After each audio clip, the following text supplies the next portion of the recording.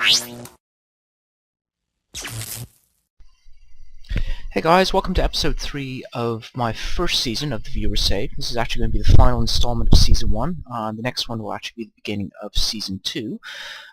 When we finished last time, I just finished playing Le Mans, and we had a game coming up against Nantes. At this point, I think I needed around 15 to 18 points to actually guarantee promotion. We were sitting in third at the time. As you can see from sort of our results in that, we had a really poor finish to the season. We beat Le Mans 4-1. We had, as soon as it loads up, you can see who the scorers were. So we had Faronetti, who had a hat-trick. All of them were from corners. He normally played at right back, but in this game he played as a central defender, just because of the fact that I had central defenders out injured or tired. And so I had him slot into the central defender role and Apaya slot into right back. So I was pleased that we won 4-1. After that, we played a game in the French Cup semi-final, and I was hoping we would have won, but to be honest, the winner of that would have then gone up against a Division 1 team, which I can't remember who it was, but yeah, we didn't really play that well.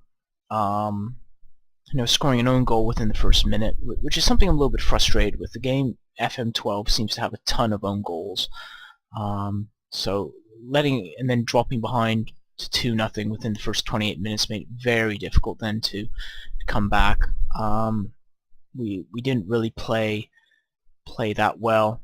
As you can see, we didn't really have a ton of possession. We didn't really dominate possession. We didn't have a ton of shots that were on target, although they only had 2 shots on target and they both went in. Our passing was decent, but still, we just couldn't seem to break them down, and as you can see from our average rating, we didn't really play as well as we could have. After that, we just had a ton of games where we just either lost or drew. However, actually went up eventually as champions, so 2-1 result I wasn't too concerned about. FC Metz, I would have liked us to do better in, but once again they just played us off the park. I think at this point, if I remember correctly, Torres wasn't really playing that well. He only had like a 6.5 rating. I had to play this guy as my main central defender, and he was so slow that he kept getting pace was a big issue. He kept getting the ball knocked past him, and he had to make sort of bad tackles to try and recover. I did re-sign him to a contract that ends at the season coming up.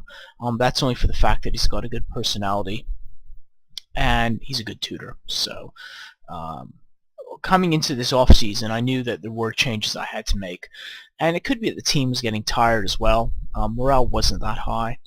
We drew 1-1 with Clermont, sorry. Lost to Istres, which we should have won because they were in 17th at the time. And we just basically had tons of draws and the occasional win. In the end, it wasn't as close as I thought it might have been, because we finished 4 points ahead of Nantes. Nantes was actually in 4th for most of the season, or for most of the last maybe 5-10 games, but they just didn't play that well, so they kind of dropped to 5th. So we managed to get promotion. This is a little bit of a concern I had, that we only had a +9 goal difference, because going up into League 1, it is going to be a big problem. I want to aim for around sort of 42 points if I can help it. Other changes that we made coming into the off season, we actually had AC Ajaccio as a feeder club, and I just didn't think it would be worthwhile keeping them as a feeder club because they're in the same division as us. So I canceled that, and the board is currently looking for another feeder club for us. I can send some of our players out on loan. So let's have a look at the transfers that happened. This was pretty much this off-season a case of reducing the wages. We had a ton of money being spent on wages. I think I remember seeing that we spent like 12 million or 12.5 million a season on wages, which was just ridiculous. So the first guy that went out was this guy who played as my backup goalie. He was basically down to 2.5 stars, and I wasn't going to use him, so I decided to sell him. Also for the fact that I had this guy coming from Inter for free. He's okay. He's not fantastic, but you know, he's got at least a decent personality. And I think he's slightly better than the goalie I currently have. This guy who's basically disposed of because we had Torres as our main striker, and I'd much rather have Torres getting game time and improving than this guy. He only played about 7 games last season. And, you know, he played well in a couple of games, but I didn't really see much of a future for him. Although he does have a good personality, he didn't really have anyone he could tutor, which was a bit of a shame, because I really would have liked to have passed some of his personality and player-preferred moves on, but it just wasn't to be. And, you know, he was on, I think he was on something like 13k a week, which I just couldn't afford. A lot of these people here were players that were just sitting in the reserves, like Jan Kohler, who I wasn't using. You know, he was actually not bad. He was 38 years old, and he would have been a decent tutor, but he just didn't play any games, and he was only worth like half a star. Everyone else was in the reserves. This guy was actually one of my main defensive midfielders last season. The problem being he was on, you know, £11,500 a week, and he only played 17 games. And in the squad, I actually had Mendy, who I was using quite a lot because I wanted him to get first team football just so he can get his potential up. And I had this guy who was out on loan, who was coming back, who was much younger, has a decent amount of potential and a good personality. I also brought some other youngsters in as well. It was very much a youth-based off-season. So that was basically just a salary dump. This guy I did as a salary dump, although he had 12 assists last season. He only had like 5 creativity, 5 teamwork.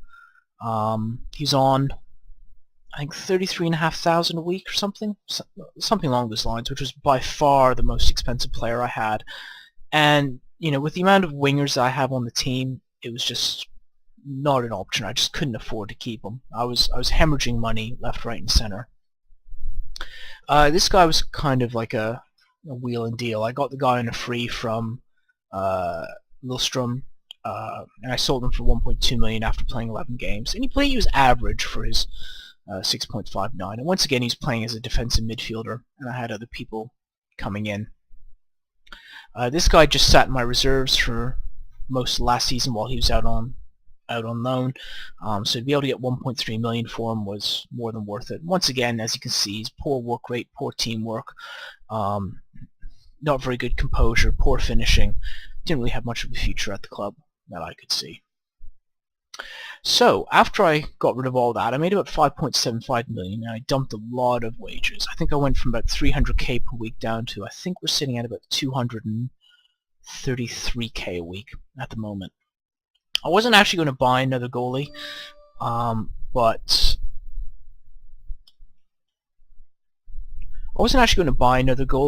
this guy had come up in the scouting reports, and looks like he's going to be a very good goalie. I'm trying to get him out on loan to get some first team football at the moment. At the age of 19, he's got decent decisions, very good composure, good balance, good agility.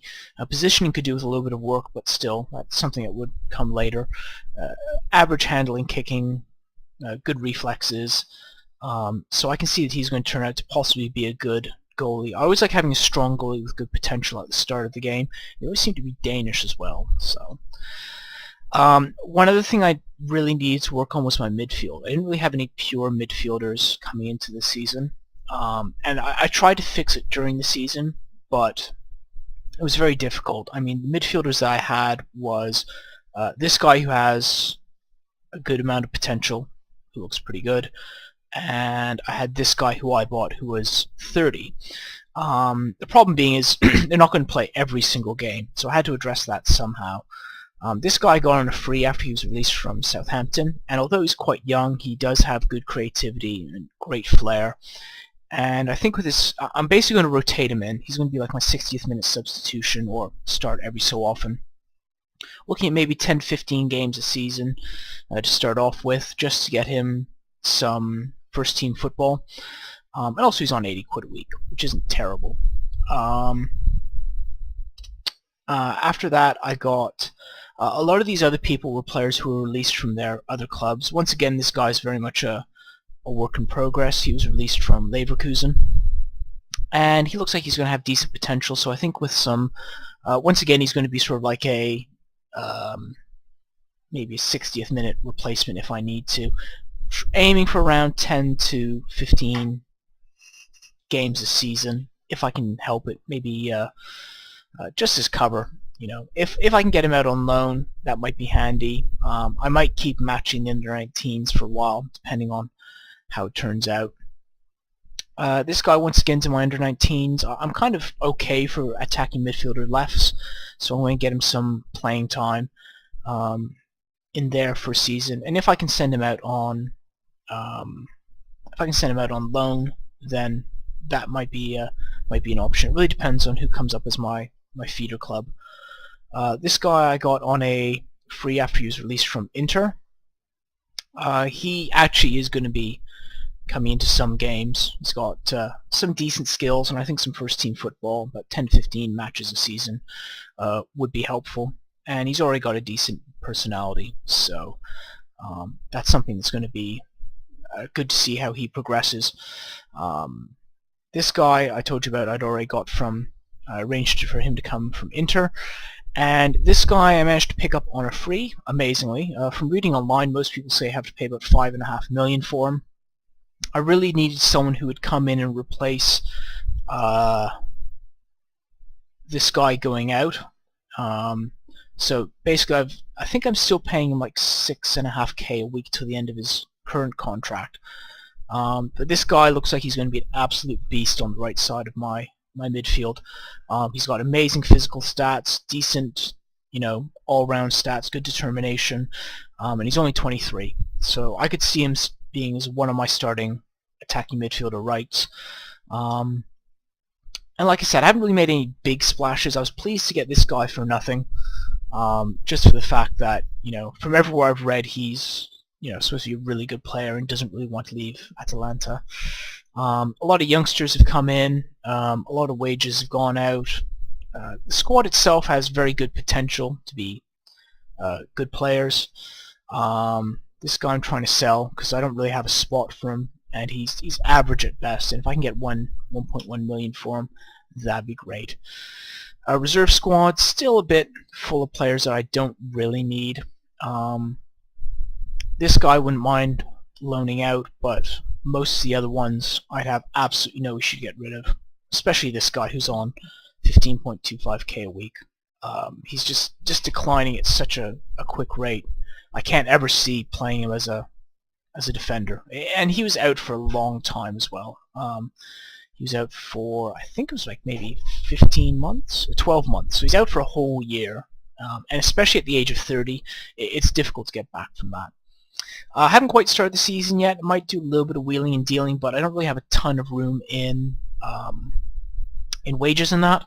Like I said, the next video I'm going to do is going to be the beginning of Season 2. Hope you've enjoyed my videos.